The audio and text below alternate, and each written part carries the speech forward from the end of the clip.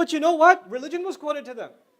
I have students that want to come to me. They come to me and they study Deen. They study Arabic with me, and they study Islamic studies with Sheikh Abdul Nasir. They come to Texas from all over the United States. And when I teach them and they learn something, then they come to me, Ustad.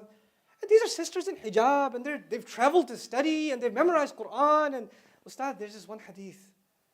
It hurt me so much. I'm sorry to say it. I don't know another way to say it. It just hurt me so much. I was like, tell me, what hadith is it? And she tells me the hadith, and I'm sitting there like, who did you hear this from?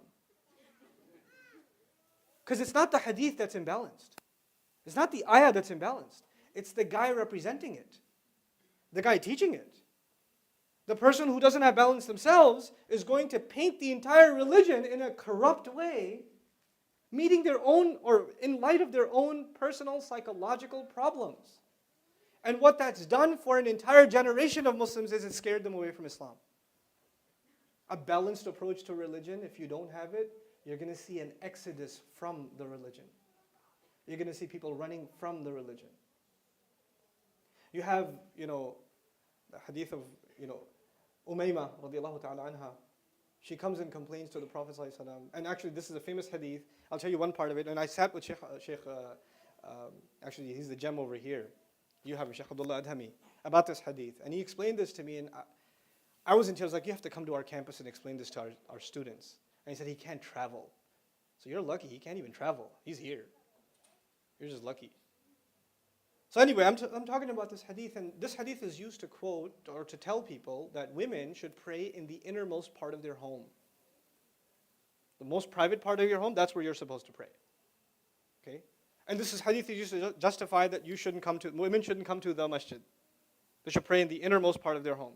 You study the entire hadith, first of all, there are other ahadith also.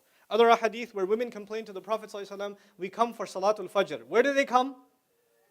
Al-Masjid al-Nabawi. We come to Salatul Fajr. But on our path, on our way, there is sewage. So it gets on our clothes. Can we stay home and pray? He said, no, the rest of the dirt on the way will wipe it off because you should still come. And that's Fajr for women that have to go through sewage to come to pray at the masjid.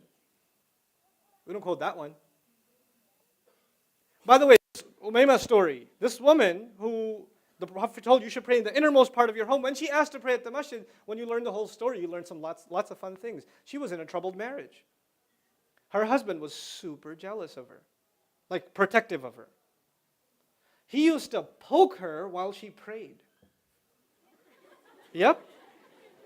And the Prophet called, because she came to the Prophet in another narration, she came to him and said, he pokes me while I pray. And so he asked her, why do you do that? He goes, she stole my surahs. In other words, he led her in prayer. She heard his Quran. She memorized it. She started praying on her own. He's like, she's praying all by herself.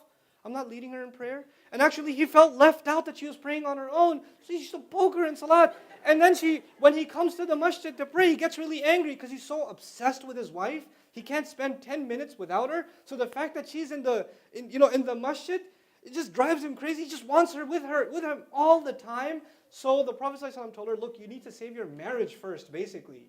Your marriage is in shambles at this point. You need to spend more time at home. And currently, the better thing for you is not to come to the masjid. And by the way, in order that he doesn't poke you, find the innermost part of your home to pray, so that at least you can pray in peace because he's driving you nuts. Now, if you don't know the background and you say women should pray in the innermost part of their home, and somebody who's got like a psychological disorder against women, and he gets married and he's yelling at his wife because she didn't pray in the closet, and he pulls out the hadith, he's got the dalil, he's got the evidence, but there's no balance. This is not balance. You see? This is it's funny, but it's also really, really sad. People's lives are ruined in the name of deen. In the name of deen. This deen that came to remove sadness. This deen that came to provide human beings the opportunity to live a balanced life in everything that they do.